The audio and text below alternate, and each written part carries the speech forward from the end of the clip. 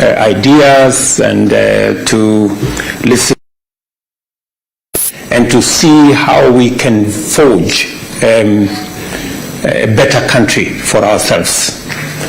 We all understand that for us to move Kenya in the direction that we all aspire, it takes collective effort. It takes everybody's contribution. It takes everybody's understanding and coming together and the that is required to move our country forward. I want to congratulate all of you for being wonderful ambassadors of Kenya in this country. I can say without a doubt that we do not have any adverse reports. I have met with many officials. Sometimes I go to some other places and I get complaints. I must say that we haven't filed any complaints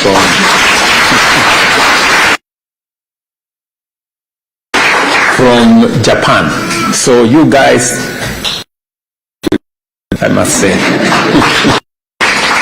I am very proud that you have flown our flag very high and you have given us respect that Kenyans deserve in this country, and I am looking forward to a great trip that is very important for our country and a win-win outcome for us and Japan.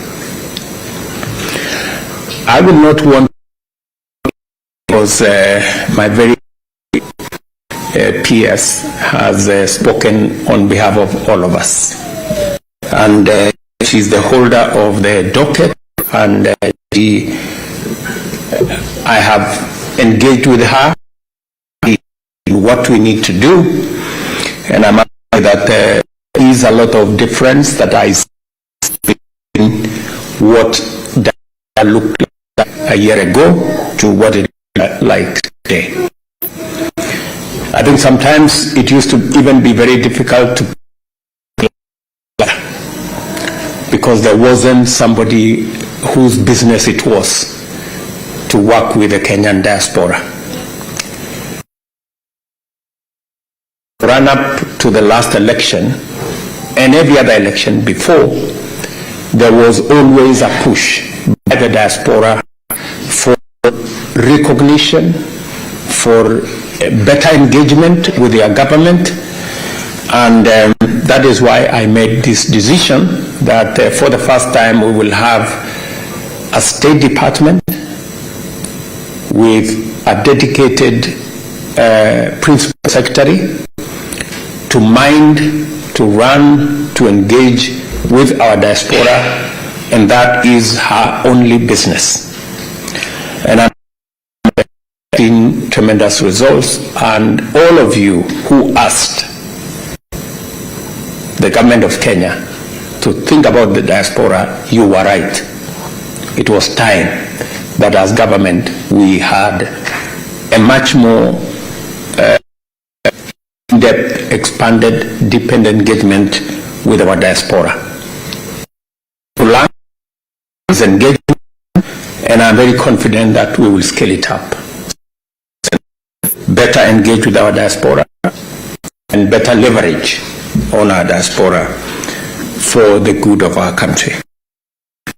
I have been briefed about the engagement that has been achieved through the mobile consular services. We are looking at how we can regularize so that it's not a one-off and it's not something that is done once in a while. It must be a regular. People must expect that these services will be made available. And Rosalyn and her team at the State Department are working on how to make sure that you know when they can deliver your passport, when they can deliver the other issues that require from the government of Kenya, including identification cards and many of the other items. also want to tell you that added on to that mobile consular services, we've now moved, as I said to the people of Kenya, we've moved many government services onto the digital platform to make it easier for Kenyans from across Kenya to engage with government from the comfort of where they are. We had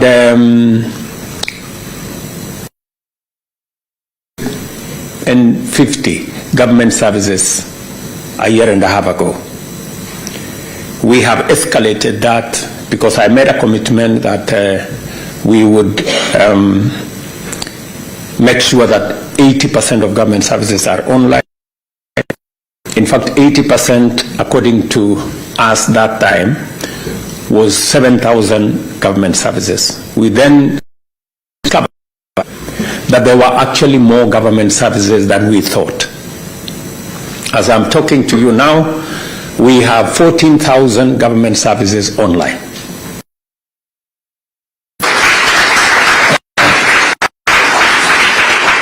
And counting. Our estimation now, looking at what we have done, we thought of 7,000, now we are at 14,000. In fact, we have is between 17,000 and 18,000 government services. We are continuing that journey until we make the government of Kenya fully digital. There will be a lot that will go into that. We will look at cybersecurity, we will look at many other components, and we expect to tap into expertise like what Prime Cabinet Secretary was saying here, of Kenyans living abroad who are experts and professionals, for them to work with us to see how we can secure our data. Geoffrey, you're listening? Yeah, how we can secure our data and how we can work together to make sure that services provided by the government of Kenya are seamless and uninterrupted. Added onto that space, and you know, of course, as we digitize government services, as is expected, there is a lot of resistance. We had something like pay bills, you know. Now we have reduced the 3,000 pay bills to 1, so that we can have sight of government revenue.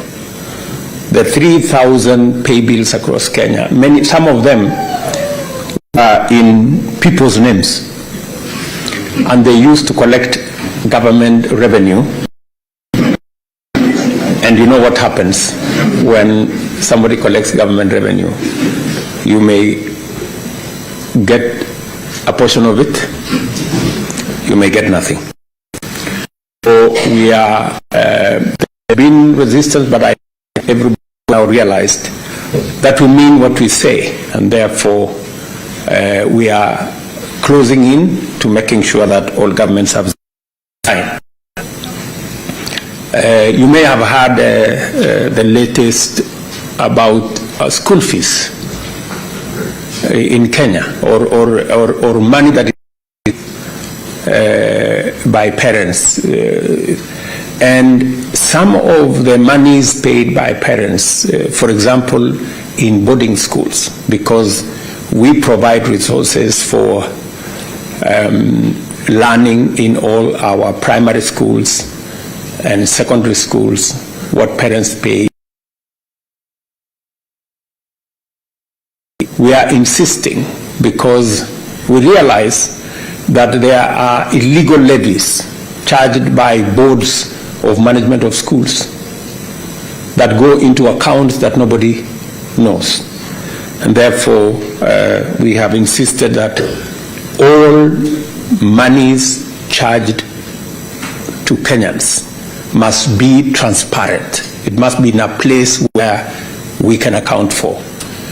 Payment of services in cash, because that is what we're trying to get away from.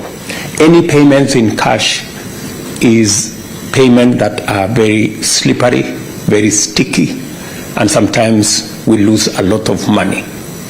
And I remember when we came into office in 2014, it was not possible to pay for any government service.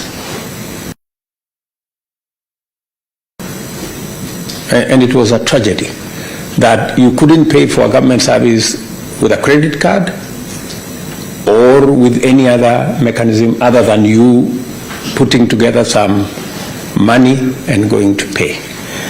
Now we have gone the complete opposite. Shortly, it will not be possible to pay for any government service in cash.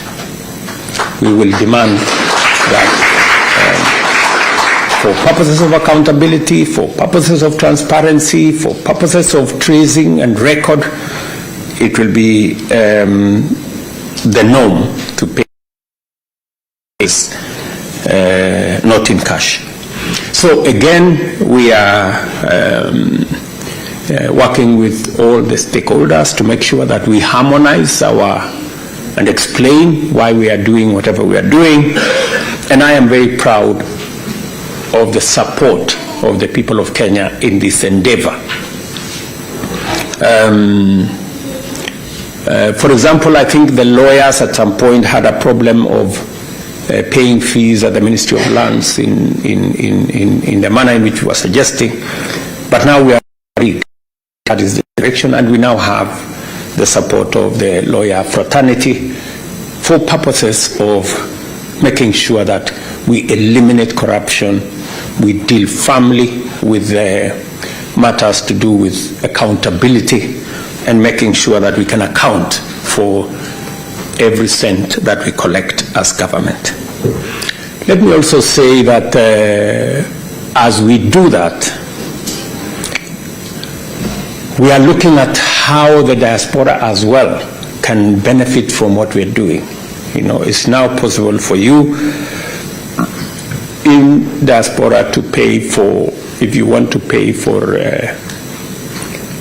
electricity bill for your mother somewhere in the village, you can pay from where you are, and they can continue enjoying whatever that they are looking for. So that speaks to the whole of government, whole of this approach to services. It is my commitment also to expand the Kenyan diaspora, because the Kenyan diaspora, the Kenyan human capital is a big resource, is a big asset. Just for your knowledge, we spend 650 billion Kenya shillings. That's about $5 billion every year to educate our children from primary school all the way to our universities. That is big spending. In fact, it is close to 30% of the budget of the government of Kenya. It is the single largest budget of the government of Kenya. It is therefore important that apart from spending that much money, which is spending doing the right thing, we must figure out how this huge resource that we are sharpening through education, training, and knowledge can be an asset for the economic growth of our country, for the development of Kenya. And it is the reason why we now have a very deliberate plan on how to monetize our human capital. And one of the ways is to build a greater diaspora part of the instructions I have given to Roslyn and the Ministry of Labor is for them to framework, and it is one of the things that I monitor on a daily basis. My strategy office, execution office, led by Aden. It's one of the items on my radar as to building for Kenyans to have jobs locally, but also for us to connect high quality skilled professional labor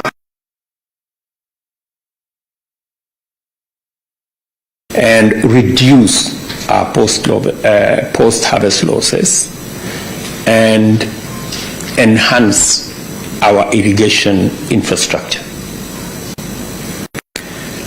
It is the reason why partly I am in Tokyo today, because we are planning program with the Japanese government on matters to do with rice, because among food items that we import, and it costs us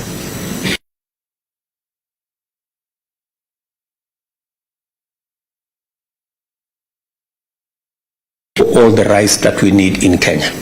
We don't have to spend the 60 billion to import it. And in any case, if we have to spend the 60 billion, we should be paying our own farmers. So we have a program with the Japanese government in where we concluded with their support. The dam is now enhancing our production of rice in Mwea from by an extra 10,000 acres. There is a small component that is left of about 2 billion shillings. It's the reason why I came to straighten it up, so that we can conclude phase 2 of that project, some canals and I have already received indication that something that I will have a conversation with the Prime Minister tomorrow evening. We are also working with Japan on a master plan, huge opportunity in Ahero,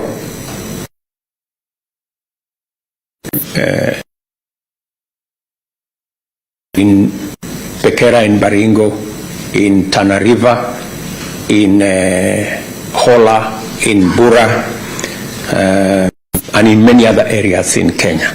So that's the conversation we are going to have. They are supporting us to work out a master plan so that we can invest appropriately in that space.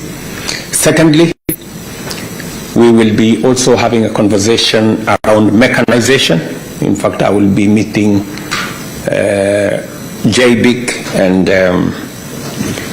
one of the providers of equipment on how we can mechanize our agriculture, because we still have almost 45% of our agriculture is not mechanized, and that's why our productivity is low. We will also be concluding the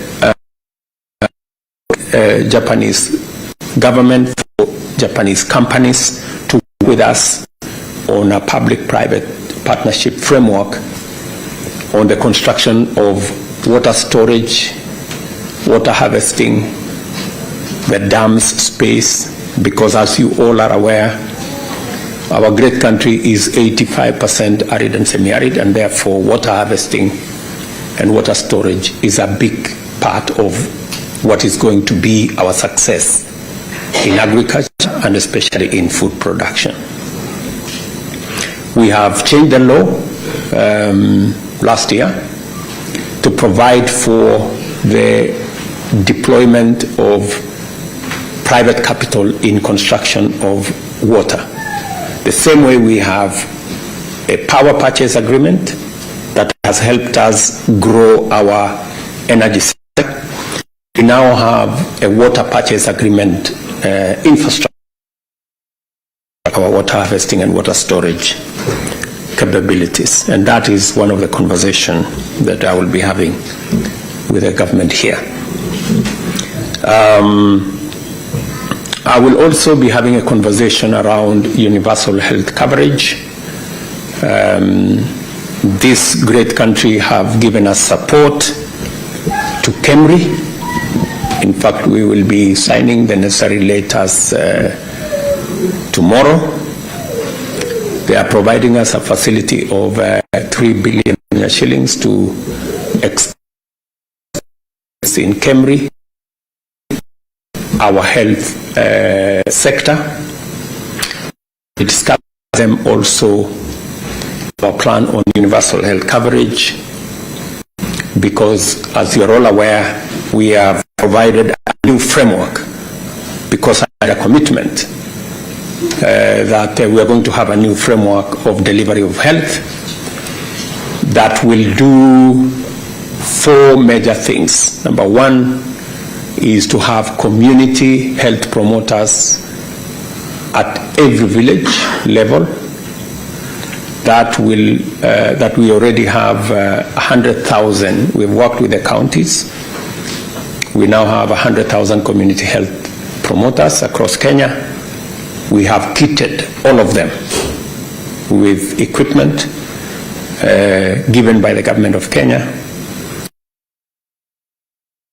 We are, because we do not leave anybody behind, and we want to deal with the challenge of chronic illnesses, especially cancer, diabetes, hypertension, and many of those that impoverish many families because of the huge expense. We will now have a chronic illness fund that will support families in paying those bills. And number 3 is to get the infrastructure around health insurance. And we are looking at 2 aspects. We have indigents, people who cannot afford for us to carry them along. And therefore, in the new law that I signed, we now have the indigents, the people who cannot afford, they will be paid for by the government of Kenya. And the people who are in the lower category will have their charges also reviewed downwards so that we can carry everybody along. Finally, we will be having a conversation here about energy and about manufacturing. Energy, because as you're all aware, the world is moving towards renewable energy, so that we power our progress and development using climate sensitive energy. So we are concluding the discussion about a solar power plant in Meru, in Isiolo, a wind power plant in Meru, and a geothermal power plant in Menengai. So all that is part of the conversation we're going to have. And I'm very happy with the progress that we have made so far today. In fact, we signed the framework agreement today between our 3 ministries and Toyota, and we will be concluding the rest of the agreements tomorrow to make sure that we tap into that source of energy. Of manufacturing. And one of the items that we are working on is infrastructure around Dongo Kundu, Special Economic Zone. It is something that has been in the works for many years, but I intend investment tomorrow, Muniombe.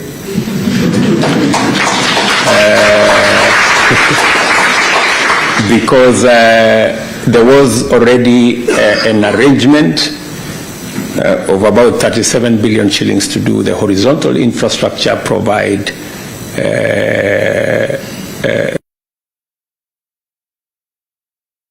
infrastructure in Dongo Kundu that has a huge potential of up to 50,000 jobs once it's done.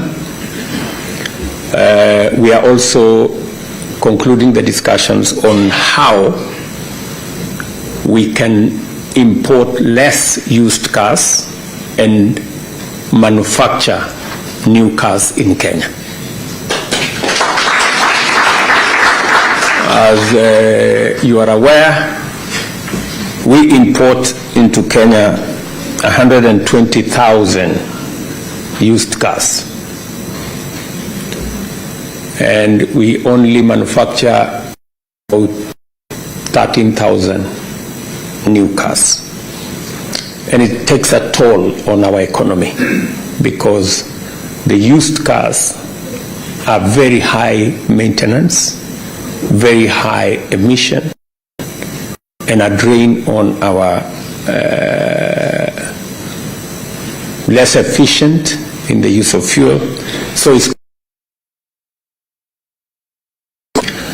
And so the conversation I was having today with Toyota is that because they have 80% of the market and they are generating for us renewable energy, it only makes sense that we have a conversation on, at the very least, hybrid cars, and then quickly and progressively into electric motor vehicles. We have a good agreement, and they have agreed to invest as a first step in Kenya vehicle manufacturers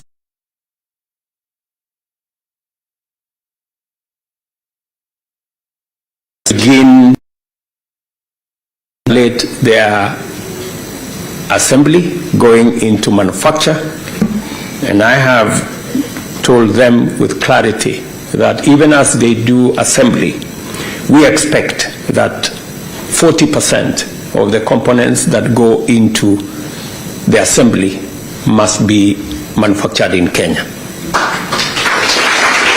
So that will begin to take us towards the direction of electric motor vehicles.